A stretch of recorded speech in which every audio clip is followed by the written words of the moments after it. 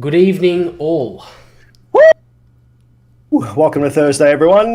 Your friends here with you once again. Thanks for joining us. A bit to cover tonight. We've had some nice little price action today. We've been pretty active inside the Discord following it for most of the day. As you can see up on the screen there on Tuesday night, ads and yours truly ran through the Ichimoku for Beginners sort of masterclass. The feedback on that has been really, really great. It's so good to see so many of you guys understanding the power and the benefits of trading with Ichimoku, in particular Unimoku, our custom Ichimoku indicator that allows you to fire alerts and gives you signals on TK crosses and those major events. So you can go to unitytradinggroup.com and you can see that Ichimoku for Beginners video there. You can hit the timestamps on the left, which will take you to our YouTube page if you want to see specific strategies like the TK cross, the Kumo twist, edge-to-edge trades. We spoke about it all. You can see it all there on the YouTubes. And most importantly, some new content that was posted today that you can see there. You can see all this new content that we've been promising you over the last couple of weeks has been streaming through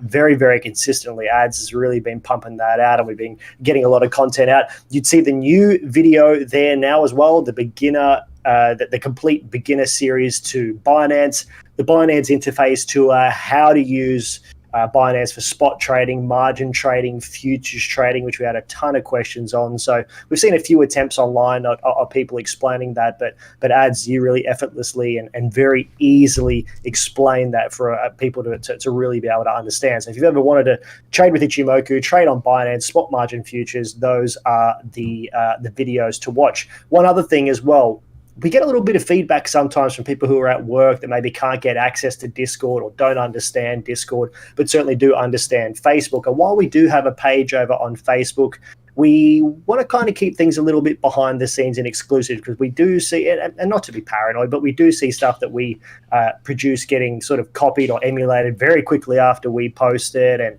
I think it devalues what we're trying to achieve here by keeping it very specific to a select group of people that really want to knuckle down and trade without the noise of sort of junk that gets posted out there. So we created a brand new Facebook group, and it really allows people to engage in the Facebook as well. Whereas on the page beforehand, we could post, but nobody could comment, or nobody could sort of engage or post themselves. Well, in this private Facebook group now, we're going to start posting some exclusive content, some content that we don't post on Discord. This is all 100% free, mind you. There's no charge to this.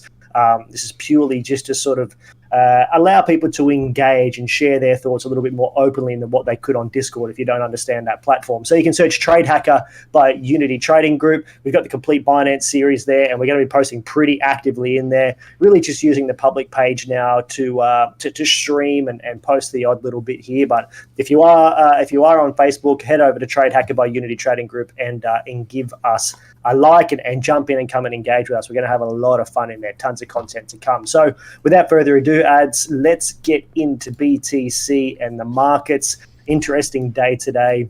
It's been a real pleasure to trade this markets. And I'm just going to very quickly say, without going on a rant, for myself, having an exceptionally busy personal and work life over the last sort of month or so, stepping back, purely just focusing on BTC and ETH and really going for quality of trades over quantity of trades and holding for longer than I typically would, buying off demand, selling at supply, or buying off a particular itchy point or fib point for myself and selling at a specific itchy or fib point as part of my strategy has been admittedly, it's actually been, I would say, more profitable than what it has trying to be in more trades than not. You know, you make hay when the sun shines. When alts are about and running, I'm very aggressively trading those because they're very easy to trade and quite predictable in markets where BTC is trending sideways. But I would suggest the same thing for you.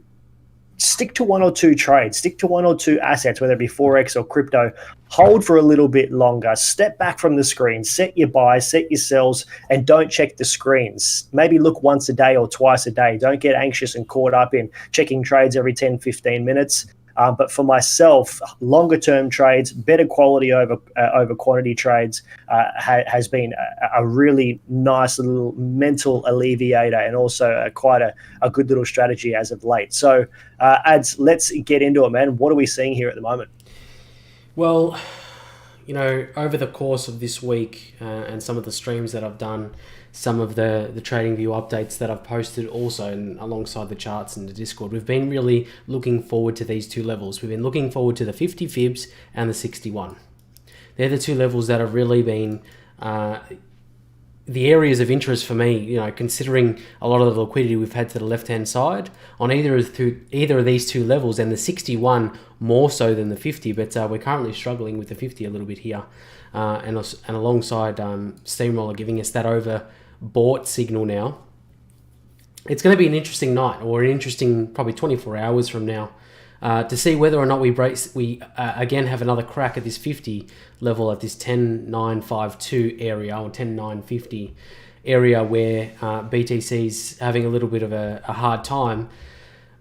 If we do start to move up, if we do start to, you know, come around and circle back and break through this level, the 61 is the next in line. It does very much correlate or correspond with this level of supply that we've got just to the top of us here. But honestly, Ty, I can't say if we're going to get there unless we confidently break the 50, not, you know, just break it and then fall over pretty much immediately. We need to break it and then start to continue to the upside. We need to make some green candles immediately or after it. The only problem with this is the break and close sort of strategy that we always tell people to adhere by, or, you know, that's just the common sense factor in trading. The break and close is a little bit tricky at this point, where we did break and close and we have fallen back through again. So we could hit this 50 and then start to come down. The reason why I said on TradingView this morning when I did my update, or this afternoon, early this afternoon, and I said, possibly this could be the end of this run, is because we haven't had much volume coming into this run, and we are hitting a significant point here, which is the 50 fibs. I know the 61 and supply is up the top, and I'm not discounting that area at all. However, we have had declining volume alongside Steamroller being, topped out alongside the CCI and the RSI doing the exact same thing, starting to point towards the downside now. So even if we bring up something like the MACD, I think it's going to be a very similar trend in terms of these indicators looking the same way. And it's going to be an interesting one if we do break through. I think it doesn't have the volume. Honestly, I don't think it has the legs in it. But I could be wrong. But yeah.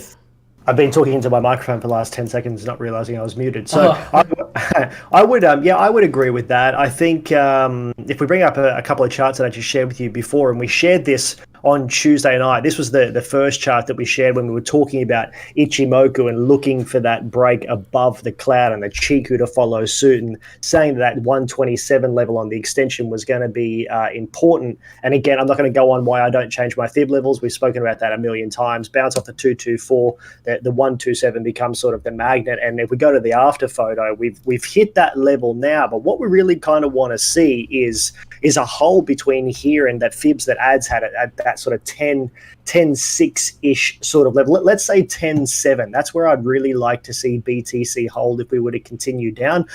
Looking at the structure at the left, that run to 11.2, I guess I was semi-surprised to not see us get to that 11.2. Because of the structure to the left there was very little holding this back. But I guess when a lot of people are looking for that 11.2 area to sell, why not sort of front run that area and set the shorts up a little bit earlier? And that's why that 127 was going to be relevant for myself. So from a cloud perspective, looking at where we are now, we're sitting right sort of back inside the cloud, but we've also got that 200 MA support at that 10.840 level that I've got highlighted here where we are. And then below that, we can see our next MA sort of support, if you will, is around that 10.7 area. So I think if we were to continue down, which I think we will, I think we're having a little bit of a breather again now. You can see the fight going on, and that's why we kind of speak about the bull and the bear fight at the moment. Look at those wicks. There's a couple of bullish engulfing candles in there, but there's a lot of fighting around this area, and a lot of shorts and a lot of longs being thrown around. So I'm not ultimately confident of this particular level holding. I think that 10.7 area is going to be relevant, where we had that MA support and that hold above where that previous really nice bullish engulfing candle was that we saw on the 15th there. So that's kind of the level that I would like to see hold. If that doesn't happen, then if we go back to your chart ads, looking at the structure to the left, we might kind of just be in a range if we zoom out a little bit here. We're back in between this sort of 50 and maybe, let's say, the 10.5 range, if you want to kind of call it that. We could just range along here. But looking at this, and I'll draw it up and I'll send it inside Discord, this does look... I can't help with that, with looking at that selling climax from that previous supply up there at 11.2 when we first breached back down to this demand zone. It does kind of look a little bit like a micro accumulation in that area, and it does make sense. We have a selling climax, we had an automatic reaction which bumped us up to that 38 fib or just below that 38 fib on the 4th of September. We revisited that demand. We shook out the buyers, and then we shook out the people who are long.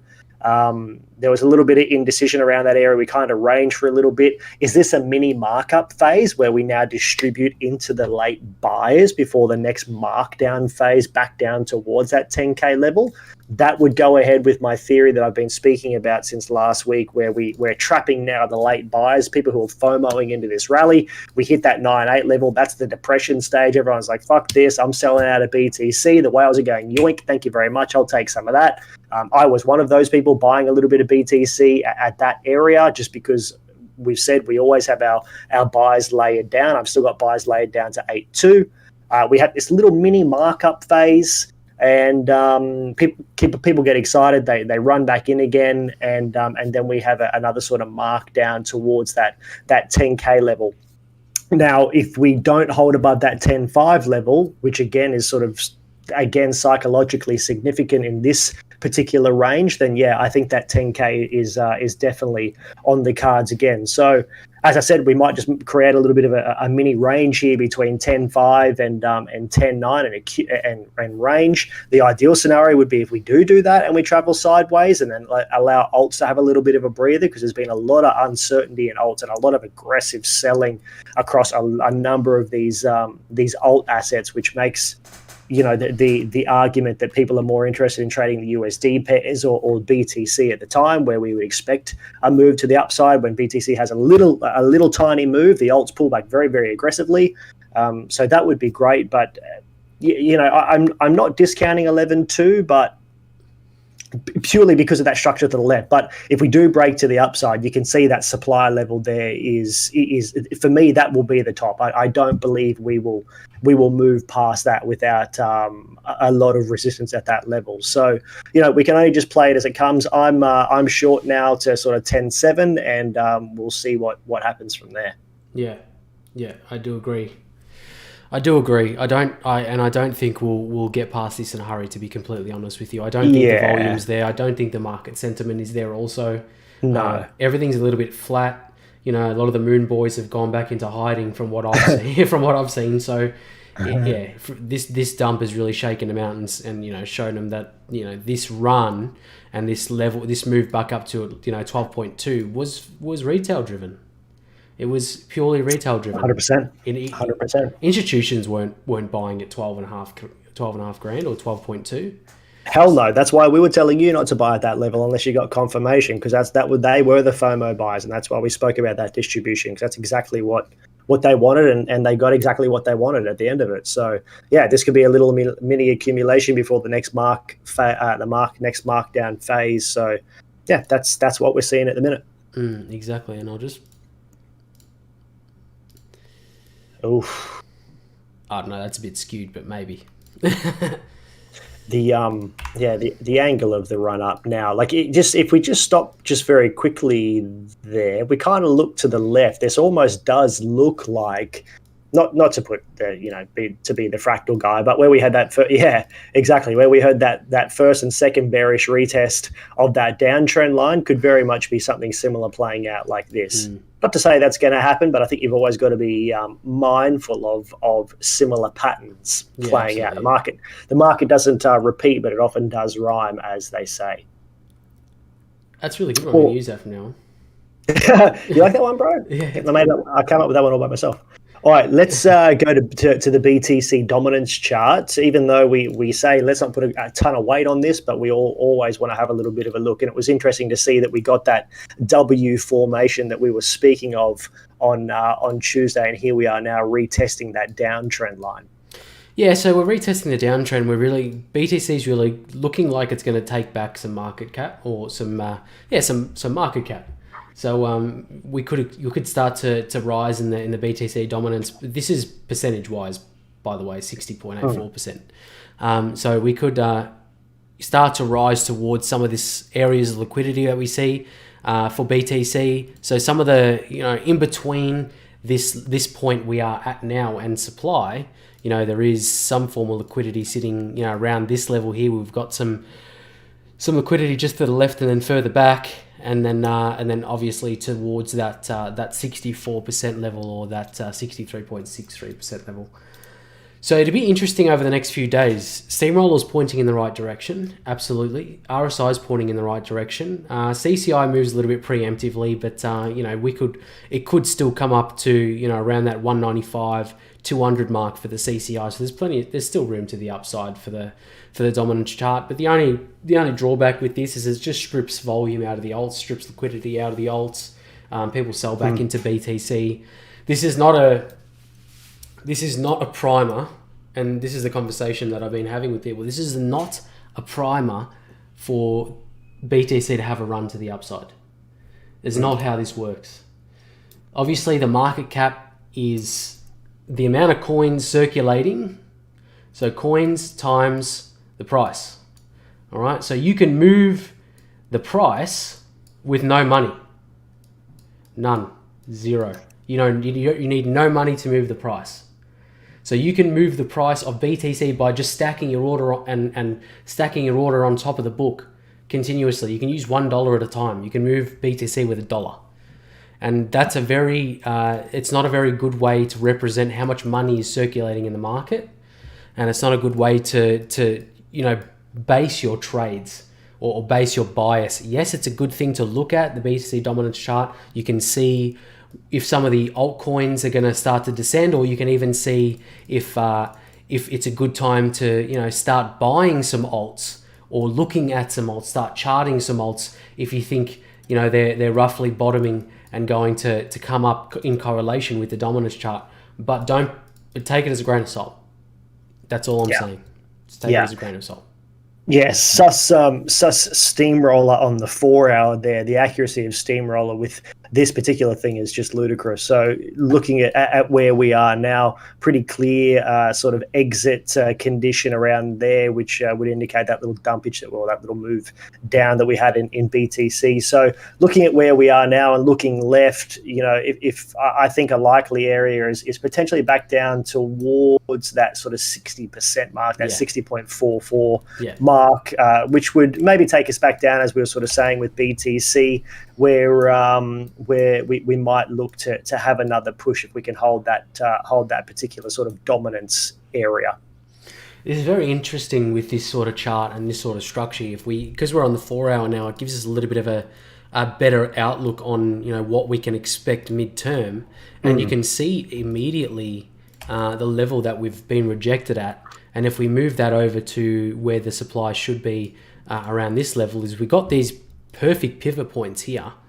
So we can almost, preemptively say that this level, was going to be the target at 6,150. And it just gives you, I'm just in awe. I'm always in awe with Steamroller and the accuracy of these levels, compared against each other. If you haven't used Steamroller, if you're watching this and you haven't used Steamroller, just try it. 100%. It's actually stupid, but it actually is. We were talking about it today inside Discord, where I wish we could just make like a GIF or a command, a keyboard command that's just like "fuck Steamroller" is the bomb. It's just so good. It is so good. We're so proud of this. So. Hope if you are using Steamroller, we know you're enjoying it. If you haven't had a chance to check out Steamroller, you can head to unitytradinggroup.com, go to the indicators tab, and you can get yours as well. All right, Ads, do we want to finish up with anything on the BTC dominance, or shall we get into ETH? Yeah, we can have a look at ETH. I'm pretty happy with how ETH is tracking at the moment. It's been really, really predictable as of late. So Ethereum, obviously, we've been looking at this level of supply. We've been looking at it for a number of days now. And it's been respected multiple times. And today is no different. We had this run up today and we got we got pretty confidently rejected off this level, which is 385. It's a psychological roundish number, I guess, for ETH. But it's not looking fantastic in the way of we are making descending structure. In terms of this and this, could be a sort of double, triple top event, I guess. Not exactly, but it is there. But it could be leading the way in terms of the way we're going to see BTC. I've always said this. I say this, every week that Ethereum USD is a good primer for what you could probably expect BTC to do, and it does it really a couple of hours, if not a day beforehand. So during this level, when we were seeing this run. It did happen before BTC, and then BTC decided to follow before we had the start of the move down. So it does happen a little bit earlier, and it is a good one to check every now and again. And also, what Ty's also said previously is it also is a very good one to gauge the altcoin market. Oh, that's ETH BTC, isn't it? Sorry, I got that wrong. Maybe. That's ETH BTC. But interesting, looking at this little formation, can't help but notice that little double bottom W sort of formation playing out at the moment on ETH USD. And what was kind of interesting is that previously, I think with all the DeFi hype and everything, ETH was leading BTC at least on the smaller timeframes we found within the sort of the 1 hour, the 4 hour, if ETH had a little bit of a wiggle and BTC hadn't yet followed, we would expect the thing to happen. But it sort of was the opposite this week. BTC was having the runs and ETH was kind of lagging a little bit behind that. But looking at where we are now, if we draw, if you want to call that a W formation and draw that neckline adds from the top of that move at the 14th. That one there? Yeah, now draw the diagonal from there. Yeah, down a little bit to that sort of that tweezer top in the guts there from the 14th. Move your trend line down just a touch. Oh, sorry, I've actually drawn it like that. Hold on. Like that. I like that. Yeah, there you go. So where we are now is sitting on this 38 is sort of significant for me because I want to see this hold, and you can see the structure to the left there where we've had this range kind of between 378 and 415 well before we get to that 398.44 level that we've had drawn in, or for ads, that demand, that supply rather, and that 50 fib are going to be very telling in the direction of ETH rather. But I feel ETH might have a little bit of room left in it if it can hold between here and sort of 370. If it doesn't, then I expect us to sort of range back down towards that 350 mark. Very little volume coming into it, but I'm looking for a pickup at around that 370 level at the moment for a potential long back up towards that supply zone. Yeah. Look, in terms of the upside potential for ETH at the moment, there is upside potential, no doubt about it. Totally. No doubt about it. With these sitting in the places that they are, especially RSI, trending above the 50 level in terms of the RSI as well, that is quite nice for to see on Ethereum. And of course, Steamroller's pointing in the right direction for it to have more upside potential. The only thing holding it back is this volume. As long as this volume's like this, you're never going to get through this level. There's so much liquidity sitting to the left of this area for ETH that if we don't have a significant volume increase, then you're just going to be bouncing off this level again and again and again. So that's what we're really waiting for on Ethereum. And the thing is, the whole space of Ethereum at the moment is when I hear ETH and DeFi, I hear of a congested chain and I hear of really high fees. Yeah. That's the problem at the moment. And I was speaking to Zophael, one of our moderators, the other day, and he's like, yeah, there was still 75,000 at the moment of us speaking. There was still 75,000 transactions pending on the chain. Like that's ridiculous.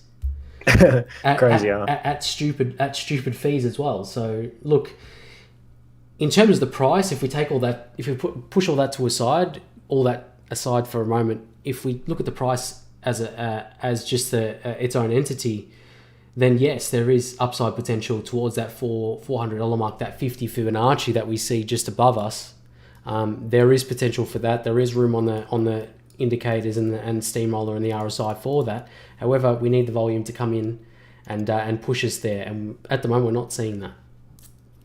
So it's going to be an interesting one. If you're trading ETH, I'm in an ETH position, like I did say in Discord today. And I'm still in my position. I'm waiting for some sort of confirmation on whether or not we can break, hold confidently above this 38.2 Fibonacci, because that's what we're holding above right now, in all honesty. That's what's holding up this price alongside, you can see the liquidity area alongside this 38.2 level. That's what's really holding the price up, alongside this, downtrend break and the W pattern that we've got drawn in here. So there's a lot of factors in there that are on ETH's side, that are bullish for ETH. However, we just need to wait and see if this plays out. We need some confirmation, or I do anyway. Mm-hmm. That's a long-winded explanation of what you just said. Well, it's nice that somebody else is having long-winded explanations besides just me, to be honest. Because I just dribble shit, and sometimes I'm right. All right, let's have a look quickly before we get into the reg stuff at FBTC, because as we know, we use this to gauge the strength of the alts, or at least I do. FBTC is quite interesting at the moment, and it's been pretty... Today, it had a good day today. It had a good day today, and for good reason.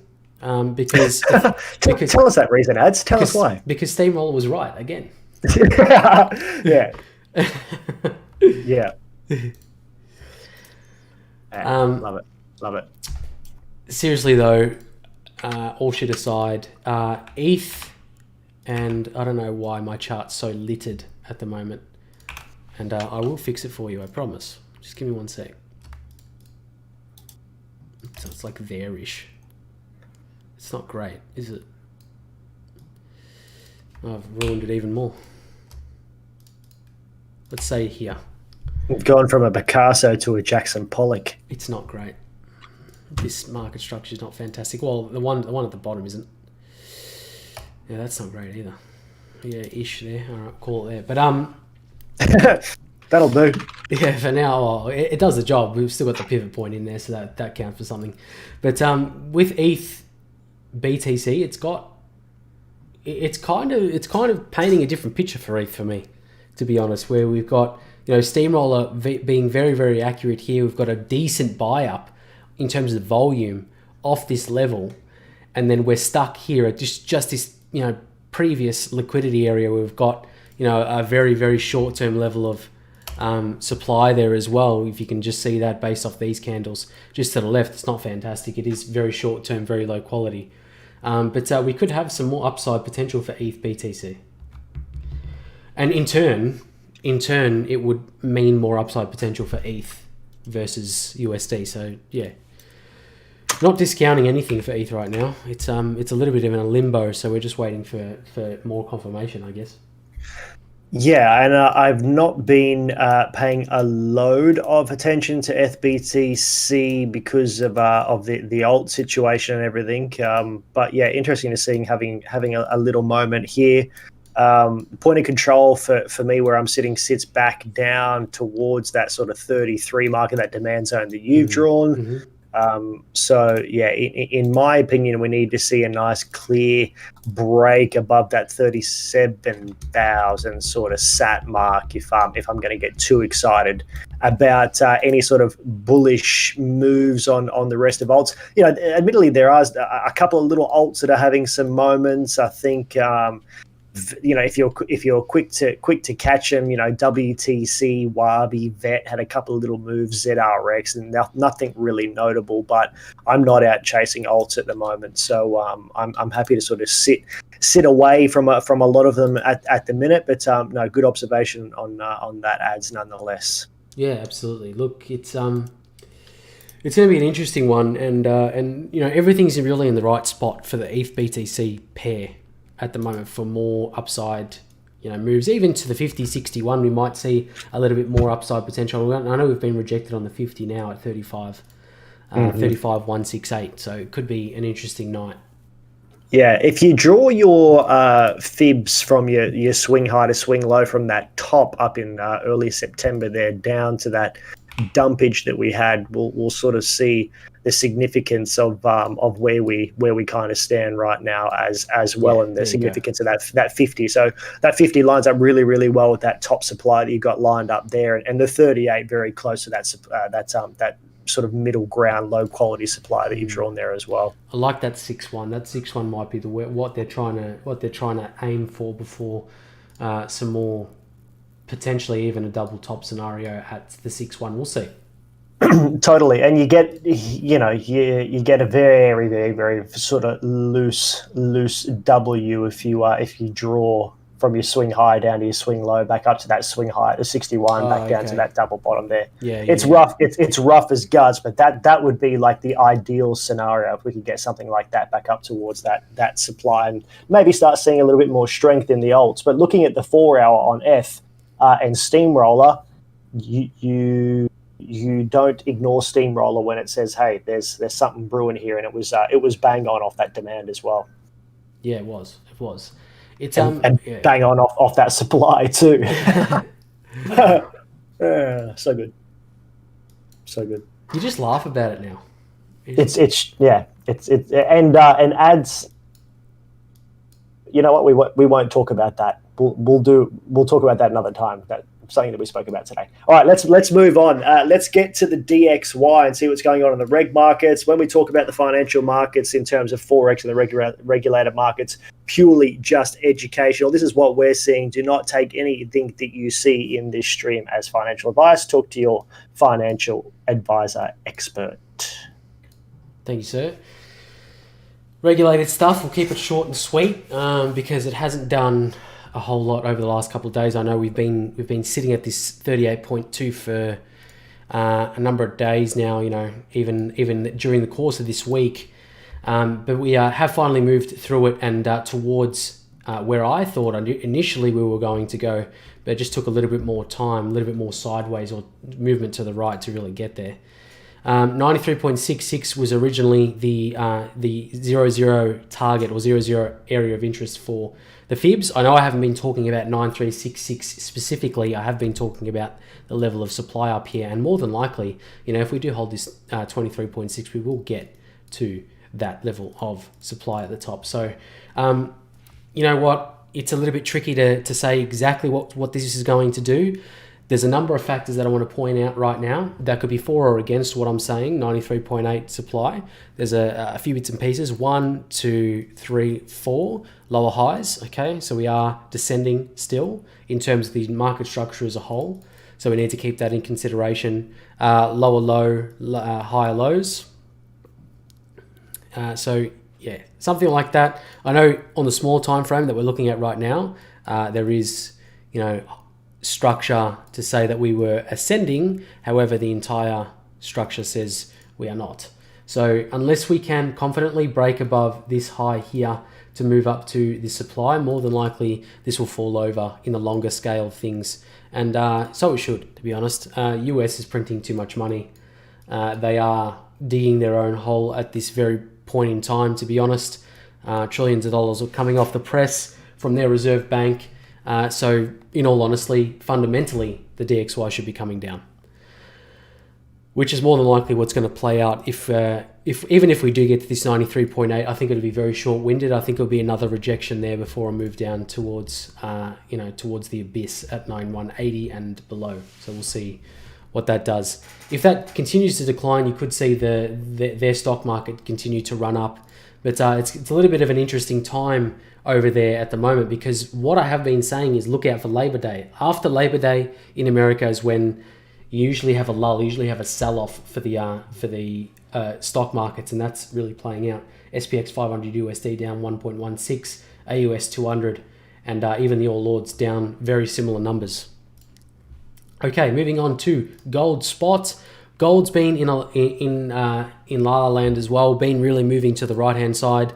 We haven't seen too much action for gold, honestly. It's really been just walking sideways for the last little bit since the 20th of August. For nearly a month now, we've just been moving to the right. No significant levels have been broken or made. We haven't really made lower lows, haven't really made higher highs. We are just moving to the right-hand side for the last little bit until we get a significant break with the DXY to the upside or down. More than likely in the longer term scale down, we might see gold continue towards the upside, even towards that 2000 psychological level again for gold. But not much to say on the 4 hour time frame for gold. Silver doing exactly the same thing, even for the not for as long. Since the start of September, we've just been moving to the right. No lower lows, no higher highs. We have been looking at this Fibonacci retracement levels over the last little bit. They've been respected quite nice, don't get me wrong. We have made a high compared to the structure to the left, but it hasn't been significant, and we've had dwindling volume as well, which means a lot more than it does in crypto as it does here in the reg stuff. And we are just sitting at this 23.79. Are we going to get to demand again? More than likely. We can even delete that one, draw in the latest one, which is around here-ish. So, not a whole lot of volume to really push this in either direction. We are waiting for that DXY to make a break. So if you are looking at these reg stuff, or even thinking about getting into this reg stuff, make sure you're paying attention to the DXY, make sure you're paying attention to this structure, and plan accordingly. You know the fundamentals of the global economic situation at the moment. So plan for that. Longer term trading on some of the metals will be bullish. Considering all things considered, that's not financial advice, but all things considered, we know what direction the precious metals usually take in times of dire need for a lot of these higher, liquidity institutions that are trading this. If we have a look at the All Ords, just to finish off our stream, we are moving to the downside as expected. We have been observing this continue to decline, and we did say on Tuesday night that we'd be looking for the 38.2 rejection before making another move towards that demand, and quite ultimately our market decision if we get one when we get there. So all odds moving in the right direction, Ty. Absolutely, man. Absolutely. All right. Well, I think that just about covers it. Do we want to have just a very, very quick look at gold, if we could? That's an interesting one we haven't looked at for a couple of weeks. Gold? We looked at gold. Oh, we did. Sorry, I was completely off with the fairies. My bad. All sweet. My bad.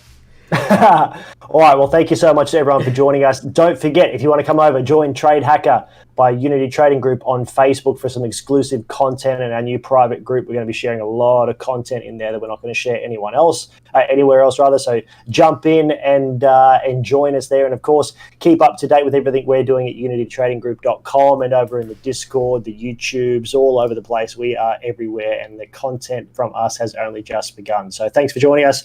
Trade safe, be safe, and we'll see you on Tuesday. I'll see you guys tomorrow morning for our morning update, and thanks for joining us. Bye.